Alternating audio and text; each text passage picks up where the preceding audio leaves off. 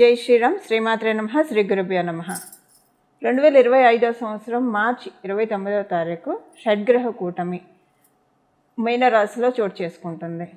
ఈ షడ్గ్రహ కూటమి 6 గ్రహాలు మీనరాశిలో సంచారం చేయబోతున్నాయి. అవి వచ్చేసేసి నవగ్రహాల్లో రారాజు అయిన సూర్యనారాయణమూర్తి, అలాగే చంద్రభగవానుడు, వక్రించిన శుక్రాచార్యుల వారు, వక్రించిన బుధ భగవానుడు, రాహుదేవుడు ఆల్రెడీ అక్కడే సంచారం చేస్తూ ఉన్నాడు, మీనరాశిలోనే సంచారం చేస్తూ ఉన్నారు.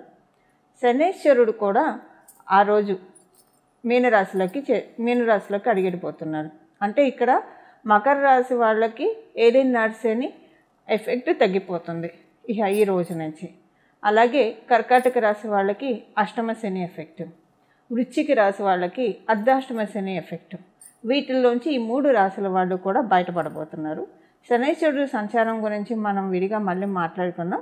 ప్రస్తుతం మనం ఈ షడ్గ్రహ కూటమి 6 గ్రహాలు కాలపురుషుడి కుండలిలో 1000 స్థానంలో సంచారం చేస్తూ ద్వాదశ రాశుల వాళ్ళకి, ద్వాదశ లగ్నాల వాళ్ళకి ఎలాంటి ఫలితాలను సూచిస్తున్నాయి, తీసుకోవాల్సిన జాగ్రత్తలు ఏంటి, ఇవన్నీ మనం ఒకసారి చూద్దాం. వీటి అంతటికంటే ముందు రాహుకేతువులు ఇద్దరూ కూడా 12వ స్థానం మరియు షష్ఠ స్థానంలో సంచారం చేస్తున్నాడు. కేతు భగవానుడు షష్ఠ స్థానంలో, రాహుదేవుడు 1000 స్థానంలో సంచారం చేస్తున్నాడు. అంటే కాలపురుషుడి కుండలిలో నుంచి 1000 స్థానమైన మీనరాశిలో సంచారం చేస్తూ ఉన్నాడు. ఈ కన్యా రాశి కరెక్ట్గా చూసుకుంటే కనుక మనకి అంటే మిడ్ ఆఫ్ ద జోడియాక్ షడ్రూపీస్ని సూచిస్తుంది ఈ కన్యా రాశి. రుణ రోగ శత్రుస్థానం అని చెప్తుంది జ్యోతిష శాస్త్రం. ఈ కన్యా రాశిని 6వ స్థానాన్ని, అంటే ఏ రాశికైనా సరే 6వ స్థానం రుణరోగ శత్రుస్థానాన్ని సూచిస్తుంది. అక్కడ కేతు భగవానుడు ఉన్నాడు. యాక్చువల్గా రాహు భగవానుడికి కన్యా రాశి చాలా కంఫర్టబుల్ ప్లేస్, మీనరాశిలో కేతు దేవునికి చాలా కంఫర్టబుల్ ప్రదేశం. వీళ్ళిద్దరూ కూడా దానికి ఆపోజిట్గా సంచారం చేస్తూ ఈ షడ్గ్రహ కూటమి చోటు చేసుకుంటూ ఉంది. 12వ స్థానము మనందరినీ కూడా లిబరేట్ చేసే హౌస్. ప్రతి విషయంలో నుంచి, మనకున్న ఈతి బాధల నుంచి, అంతెందుకు మన సోల్ కూడా లిబరేట్ అవుతుందా లేదా, ఈ బాడీలోంచి ఈ సోల్ ఎప్పుడైతే డిపార్చర్ అవుతుందో ఈ సోల్ ముక్తి పదంలోకి వెళ్తుందా, ఉత్తమ గతిలోకి వెళ్తుందా, అధోగతికి వెళ్తుందా, ఊర్ధ్వలోకాలకు వెళ్తుందా, ఇలాంటివన్నీ కూడా మనం 12వ స్థానం వ్యయభావం నుంచి చూస్తాం. అంటే వ్యయభావం అంటే మొత్తం ఖర్చు అయిపోవడం, డబ్బులు ఖర్చు అయిపోవడం, మన కర్మలు కూడా ఖర్చు అయిపోవడం. అది పుణ్యకర్మలు కావచ్చు, పాపకర్మలు కావచ్చు. ఈ 2 ఖర్చు అయిపోయినప్పుడే మన సోలు ఉత్తమ గతులు చేరుకోవడానికి అర్హత సాధిస్తుంది. అయితే ఇప్పుడు మనకు అది ఇర్రెస్పెక్టివ్ ఈ 12వ స్థానంలో చోటు చేసుకోబోయే ఈ షడ్గ్రహ కూటమి ద్వాదశ రాశుల వాళ్ళకి ఎలాంటి ఫలితాన్ని తెచ్చిపెట్టబోతుందో. ఈ షడ్గ్రహ కూటమిలో ఒక విశేషాంశం ఉంది. ఈ షడ్గ్రహ కూటమి ఒక 2 విశేషాంశాలను సూచిస్తుంది.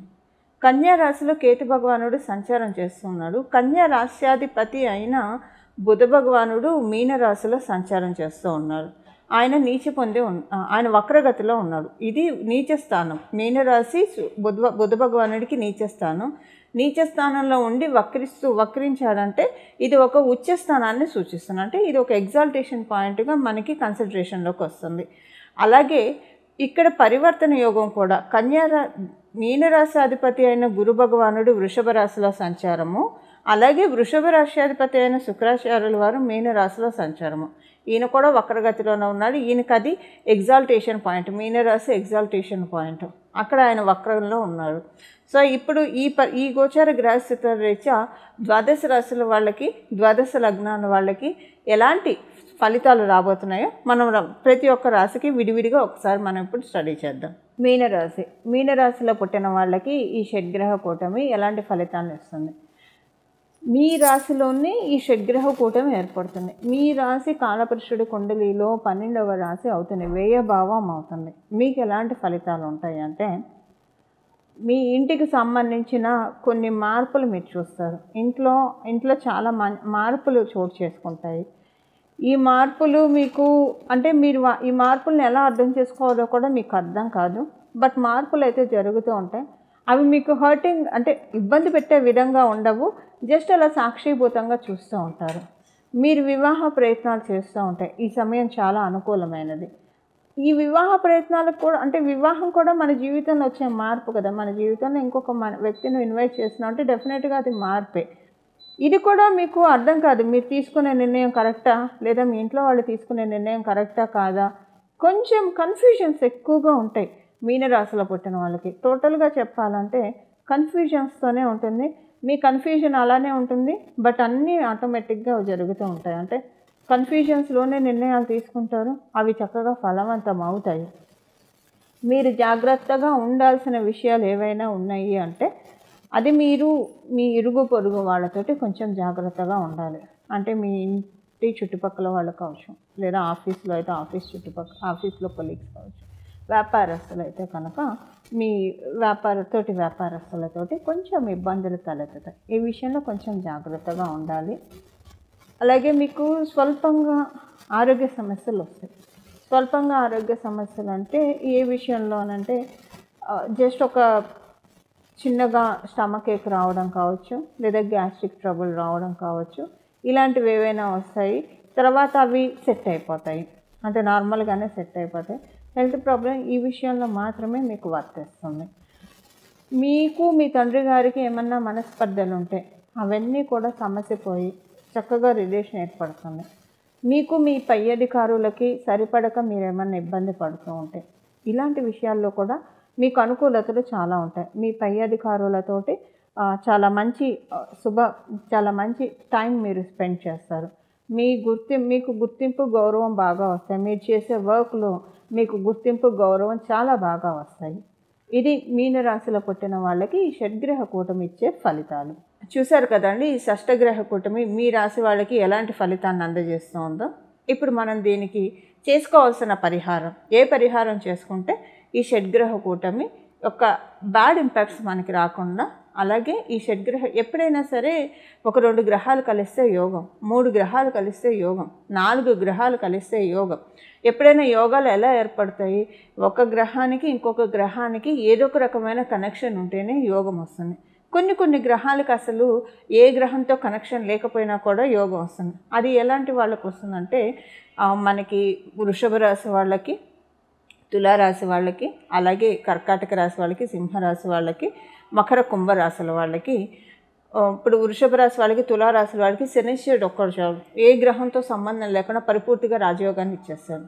అలాగే కర్కాటక రాశి, సింహరాశి వాళ్ళకి మంగళ ఒక్కడు చాలు, అతనికి ఏ గ్రహంతో, మంగళకి ఏ ప్లానెట్తో సంబంధం లేకపోయినా పరిపూర్తి రాజయోగాన్ని ఇస్తాడు. మకర కుంభరాశుల వారికి శుక్రాచార్యులు ఒక్కడు చాలు, ఏ గ్రహంతో సంబంధం లేకపోయినా పరిపూర్తి రాజయోగాన్ని ఇస్తారు. అదే వాళ్ళు కూడా ఇంకొక గ్రహంతో కలిస్తే ఈ యోగం అనేది మరింత పటిష్టమవుతుంది, మరింత బలోపేతం అవుతుంది. ఇప్పుడు ఈ యోగాన్ని మనం పటిష్టం చేసుకోవడానికి ఏ రకమైన పరిహారం చేసుకోవాలో ఇప్పుడు మనం చూద్దాం. షడ్గ్రహ కూటమి స్టార్ట్ అయిన 29వ తారీఖు మనకి షడ్గ్రహ కూటమి ఉంటుంది. ఈ రోజు మొదలుకొని ఒక 11 రోజులు లేదా 21 రోజులు ప్రతిరోజు కూడా మీకు వీలైతే హనుమంతుడు ఆలయానికి వెళ్ళి అక్కడ ఒక 41 సార్లు ప్రదక్షిణం చేసి 41 సార్లు హనుమాన్ చాలీసా చదువుకుంటే చాలా మంచి సత్ఫలితాన్ని ఈ షడ్గ్రహ కూటమి తెచ్చిపెడుతుంది. ఉదాహరణకి మీ ఇంటి దగ్గర ఆంజనేయ స్వామి వారి గుడి అందుబాటులో లేదు, ఉదాహరణకు ఒకవేళ అందుబాటులో ఉన్న మీ టైం బిజీ వల్ల మీరు 21 రోజులు కంటిన్యూగా వెళ్ళలేకపోతూ ఉన్నారంటే 21 రోజులు మీ ఇంట్లో అయినా సరే ప్రతిరోజు స్నానం చేసిన వెంటనే హనుమాన్ చాలీసాని ఒక 11 సార్లు మీరు చదువుకోవాలి. ఖచ్చితంగా 21 రోజులు ప్రతిరోజు క్రమం తప్పకుండా 11 సార్లు రిపీటెడ్గా హనుమాన్ చాలీసాని చదువుకోవాలి. హనుమాన్ చాలీసా చదువుకోవడం మాత్రమే కాకుండా అంటే పరిపూర్తిగా దృష్టి పెట్టి హనుమాన్ చాలీసా మీద పరిపూర్తిగా దృష్టి పెట్టి చదవడం చేయాలి. ఇలా చేయడం వల్ల ఈ షడ్గ్రహ కూటమి యొక్క నెగిటివ్ ఎఫెక్ట్స్ అన్నీ కూడా ఆయన తోకతో జాడించి కొడతాడు.